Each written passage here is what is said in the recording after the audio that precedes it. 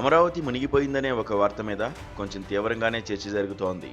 నిర్మాణంలో ఉన్న ఆంధ్రప్రదేశ్ రాజధానిలో ముంపు నివారణ మార్గాల్ని అన్వేషించడం కోసం ఈ చర్చ జరుగుతూ ఉంటే దాన్ని అందరూ ఆహ్వానించాలి. అలా కాకుండా ఆంధ్రప్రదేశ్కు అసలు రాజధానే లేకుండా చేయడానికి ఈ వాదనలు ముందుకు వస్తుంటే మాత్రం తీవ్రంగా ఖండించాలి. ఏ ప్రాజెక్టుకైనా అనుకూలతలు ప్రతికూలతలు రెండూ ఉంటాయి. అనుకూలతల్ని పూర్తిగా వాడుకుంటూ ప్రతికూలతల్ని తగ్గించుకోవడమే మానవ ప్రయత్నం. విజయవాడ ప్రకాశం బ్యారేజీ వద్ద కృష్ణానది వరద నీటి విడుదల గరిష్ట సామర్థ్యం 11,90,000 క్యూసెక్కులు. గతేడాది సెప్టెంబర్ 1, 2 తేదీల్లో 11,80,000 క్యూసెక్కుల వరద నీరు ప్రవహించింది. గోదావరి కృష్ణా వరదలకు తోడు బుడమేరు పొంగింది. ఆ రోజు ఇంకొక శాతం వరద పెరిగి ఉంటే జల ప్రళయం సంభవించేది. ఆ నష్టాన్ని ఊహించడానికి కూడా భయమేస్తుంది. చిత్రం ఏమంటే 2 వారాల్లో ప్రజా జీవితం సాధారణ స్థితికి చేరుకుంది. జీవన సౌందర్యం అంటే అదే. 1964 అక్టోబర్ నెలలో కృష్ణానదికి దాదాపు 10 లక్షల క్యూసెక్కుల వరద వచ్చింది. విజయవాడ పరిసరాల్లో నదీ తీరాన ఉన్న నివాసాలు వేల సంఖ్యలో కొట్టుకుపోయాయి. విఖ్యాత ఇంజనీర్ డాక్టర్ కెఎల్ రావు పర్యవేక్షణలో విజయవాడ ముంపు ప్రమాదాన్ని నివారించడానికి ఎత్తైన కరకట్ట నిర్మించారు. నదీ పరివాహక ప్రాంతంలో నివాసాలు ఏర్పరుచుకున్న వారిని నగరం వెలుపల ఉన్న ప్రాంతాలకు తరలించారు. అజిత్ సింగ్ నగర్ తదితర ప్రాంతాలు అలా ఏర్పడ్డాయి. తర్వాతి కాలంలో అనేక ఆసక్తికర పరిణామాలు జరిగాయి. కరకట్ట నేషనల్ హైవేగా మారింది. హైవేకు ఆవల నదీ పరివాహక ప్రాంతంలో మళ్లీ నివాసాలు వచ్చి కృష్ణలంక, పడమటి లంక ఏర్పడ్డాయి. అక్కడిప్పుడు ఓ 10 మున్సిపల్ డివిజన్ల జనం నివసిస్తున్నారు. ప్రతి 5 ఏళ్లకో 10 ఏళ్లకో వరద నీళ్లు నివాసాల్లోకి వచ్చేసి ముంచేస్తుంటాయి. దాంతో వాళ్లు ఆందోళనలు చేసి ఇటీవల రిటైనింగ్ వాల్ కట్టించుకున్నారు. వరద ముప్పును తప్పించుకున్నారు. ఈ కథ ఇంతటితో ముగియలేదు. 1960లో కృష్ణా వరద నిర్వాసితులుగా అజిత్ సింగ్ నగర్ చేరిన వాళ్లు అక్కడ ఇంకో 10 డివిజన్ల మేర పెరిగారు.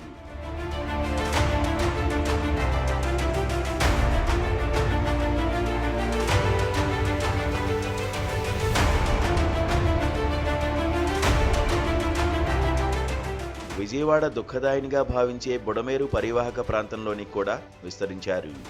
5 ఏళ్లకో 10 ఏళ్లకో ఒకసారి బుడమేరు కూడా పొంగుతుంటుంది. నివాసాలు మునుగుతుంటాయి. 4 రోజులు రెవెన్యూ శాఖ రిలీఫ్ క్యాంపులు నిర్వహిస్తుంది. మళ్లీ సాధారణ జీవితం మొదలవుతుంటుంది.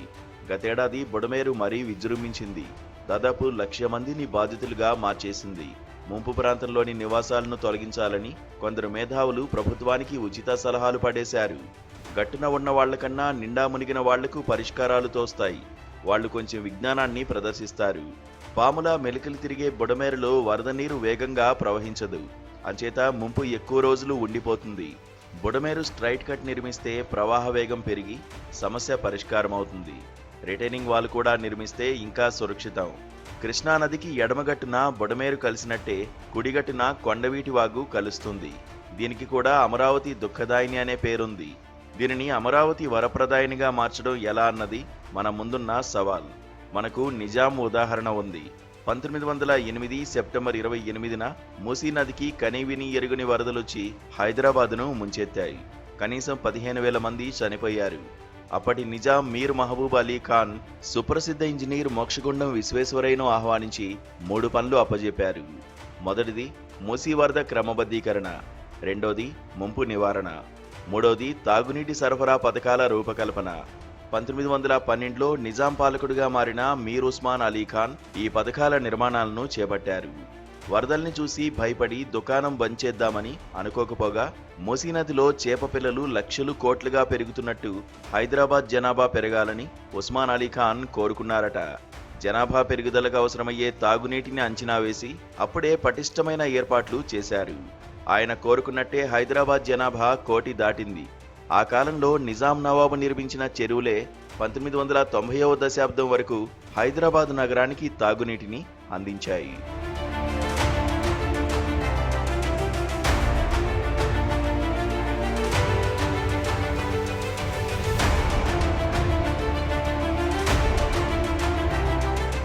కృష్ణానది కన్నా కొండవీటి వాగు పల్లల్లో ఉంటుందని చాలామంది అంటుంటారు. ఇది పాక్షిక సత్యం మాత్రమే. కృష్ణానది ప్రశాంతంగా ప్రవహిస్తున్నప్పుడు కొండవీటి వాగు సహజంగానే పైనుంచి అందులో కలుస్తుంది. వరద ఉధృతి ఎక్కువగా ఉన్నప్పుడు నది నీటి మట్టం 27 అడుగుల వరకు పెరుగుతుంది. అప్పుడు వాగులో నీటిని నదిలోనికి ఎత్తిపోయాలి. అలాగే వాగులో వరద లేనప్పుడు కృష్ణానది నీటిని రివర్సిబుల్ పంపింగ్ స్కీమ్ ద్వారా ఎత్తిపోయవచ్చు. పంపింగ్ స్కీమ్కు ఇప్పుడున్న సామర్థ్యం సరిపోకపోతే దాన్ని పెంచుకోవచ్చు. అలాగే 29 గ్రామాల రాజధాని ప్రాంతంలో ఇతర వాగులతో పాటు కొన్ని చెరువులు కూడా ఉన్నాయి. వీటి వల్ల తలెత్తే సమస్యల్ని పరిష్కరించడం కూడా అసాధ్యమేమీ కాదు. ఈ ఏడాది కృష్ణా వరద ప్రమాద హెచ్చరికల స్థాయికి చేరుకున్న నది నీళ్లు కరకట్ట దాటలేదు. అమరావతిలోనికి వరద నీరు ప్రవేశించలేదు. ఆగస్టు 12 నుంచి 19 వరకు కృష్ణా, గుంటూరు జిల్లాల్లో భారీగా వర్షాలు కురిశాయి. అయినా అమరావతి రాజధాని ప్రాంతంలో ప్రమాదకర ముంపు అంటూ ఏమీ లేదు. అయితే దీనికి ఒక మినహాయింపు ఉంది. రాయపూడిలో ఒక్కొక్కటి 40 అంతస్తులు గల 4 ఐకానిక్ టవర్స్ నిర్మిస్తున్నారు. వాటి కోసం 100 నుంచి 150 అడుగులకు పైగా పునాది స్తంభాలు దించుతున్నారు. ఇక్కడ ఉన్న 3 టవర్లలో 4వ టవర్లో వర్షం నీరు చేరింది. పంపు సెట్లు పెట్టి నీళ్లు తోడుతున్నారు. వర్షాకాలంలో సాగే భవన నిర్మాణపు పనుల్లో ఈ ఇబ్బందులు సహజం. వర్షమో వరదో ఏదో ఒక సాగు చూపి అమరావతిలో రాజధాని నిర్మాణాన్ని ఆపాలని ఒక సమూహం సోషల్ మీడియాలో ప్రత్యేకంగా పోరాడుతోంది. వీరి వాళ్ళలోనికి వెళ్లి చూస్తే వైసీపీతో రాజకీయ అనుబంధం కనిపిస్తుంది.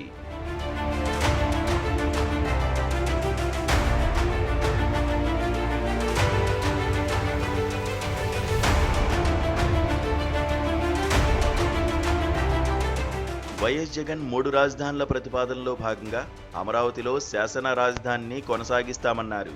కానీ వైసీపీ అభిమానులు దానికి ఒప్పుకుంటున్నట్టు లేరు. ఆ మధ్య మంగళగిరి, కాజా దగ్గర క్లౌడ్ బర్స్ట్ లాంటి వర్షం కురిసింది. ఆ కారణంగా రాజధాని నిర్మాణాన్ని అమరావతిలో ఆపి నల్లమల అడవులకు మార్చాలని కొందరు సూచిస్తున్నారు. నల్లమల అడవుల్లో ఏకంగా కిములో నింబస్ వర్షాలు కురిసిన దాఖలాలు ఉన్నాయి. వాటి కారణంగా మాజీ ముఖ్యమంత్రి వైఎస్ రాజశేఖర రెడ్డి చనిపోయారన్న విషయాన్ని వైసీపీ అభిమానులు ఎంత త్వరగా మర్చిపోవడం ఆశ్చర్యకరం. జగన్ 3 రాజధానుల సిద్ధాంతం పైకి సమపంపకంగా కనిపిస్తుంది గాని అందులో ఒక బోటకం ఉంది. అమరావతిలో శాసన రాజధాని నిర్మాణాలను ఆయన ప్రభుత్వం కొనసాగించలేదు. విశాఖపట్నంలో పాలనా రాజధాని కోసం నిర్మాణాలను మొదలుపెట్టలేదు. కర్నూలులో న్యాయ రాజధాని నిర్మాణం అనేది ఆయన చేతుల్లో లేదు. రాష్ట్ర హైకోర్టు ఎక్కడ పెట్టాలనే అంశంపై రాష్ట్రపతి ఉత్తర్వులు ఇవ్వాలి. భారత ప్రధాన న్యాయమూర్తి జడ్జీలను నియమించాలి. అన్ని అనుమతులు వచ్చాక హైకోర్టు భవనాన్ని నిర్మించడం, నిర్వహణ భారం మోయడం ఒక్కటే రాష్ట్ర ప్రభుత్వం పని. జాగ్రత్తగా గమనిస్తే రాష్ట్రానికి అసలు రాజధాని లేకుండా చేసే పథకం జగన్ 3 రాజధానుల సిద్ధాంతంలో కనిపిస్తుంది. రాజధాని నిర్మాణం విషయంలో వైఎస్ జగన్, చంద్రబాబులివి పరస్పర విరుద్ధ దృక్పథాలు. తప్పనిసరిగా చేయాల్సిన పనుల్ని కూడా జగన్ చేయరు. చేయలేని పనుల్ని కూడా చంద్రబాబు చేస్తారంటారు. రాజకీయ విభజన ఏ దశకు చేరుకుందంటే ఏపీకి రాజధాని కావాలని కోరుకునేవాళ్లు తెలుగుదేశం, రాజధాని అక్కర్లేదనేవారు వైసీపీగా తయారైంది. చంద్రబాబు మార్క్ అతిశయాలను అదుపు చేయడం వేరు, అసలు రాష్ట్రానికి రాజధానే లేకుండా చేయడం వేరు.